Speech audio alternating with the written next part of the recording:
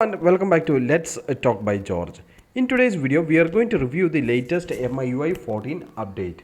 That is right, we have received an update for our Citrus or Poco M3 device from our friend Arullev. He did an amazing job, to be honest with you, about the ROM. The ROM is butter smooth. So the ROM here in front of you booted is MIUI 14 and it is from Xiaomi EU. So as you can see from the detailed info and specification, the ROM is on the security update of January. So you can expect to have the January security patch update. And the kernel that's been particularly used in this particular ROM is 4.19.157. And yeah, 6 GB plus 2 GB RAM is available with the ROM. And the ROM version is Android 13 also. So basically, I have reviewed many Android 13 ROMs, especially the MIUI ones. But this ROM, I feel like it is very smooth and fluid and stuff like that. So since it is Xiaomi EU ROM, well, normally Xiaomi EU ROMs are laggy, but this version is very good. Many thanks to our friend Arullev for optimizing the ROM like this. So the first thing that we are going to see is whether we are having the latest widgets for our app drawer. Definitely we will get the latest widgets for our app drawer, and also you can edit the folders, like you can change the size of the folder into something like this. So all the facilities whatever MIUI 14 is offering is actually present in the ROM itself. So that is also making the ROM very cool. The launcher that's been actually used with this particular ROM is something that we are actually familiar with. The normal EU launcher is actually used for this particular ROM. So particularly it is not actually using the Poco launcher, rather it is using the MIUI launcher itself. And you can expect to have the MIUI dialer with the ROM. So that is also an add-on advantage, and the messages app also. So let us agree to that. And you also have the MIUI camera, and it is actually working very fine.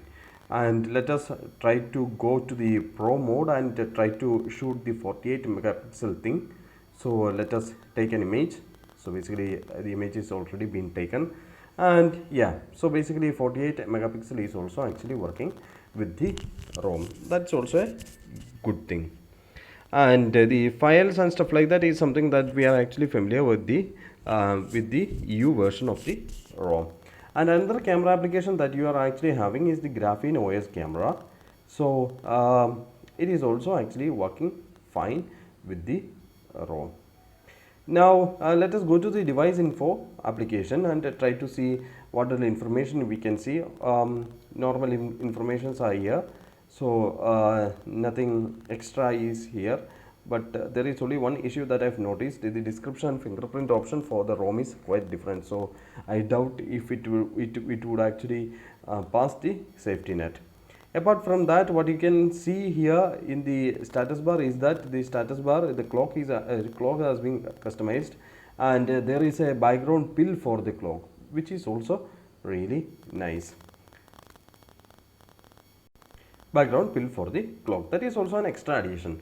What else you can expect to have is like status bar customization. Everything is normal, nothing new or nothing extra has been added on to the ROM. Now let us try to take a look at the Play Store certification, whether the Play Store is actually certified or not. So let us go to the Google Play Store settings and about section.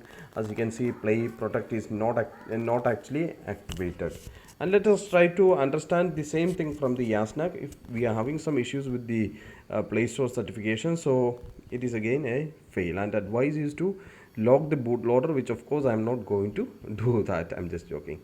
So, and this is how the ROM feels like, and it is very fluid too.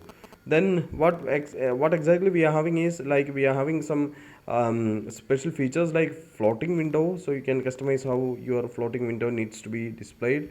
Then memory extension, you can choose to have different sort of RAM capacity for the memory extension. Second space, enterprise mode and developer mode. So these all are things that are available, and the developer mode is also working fine without any issues with the ROM.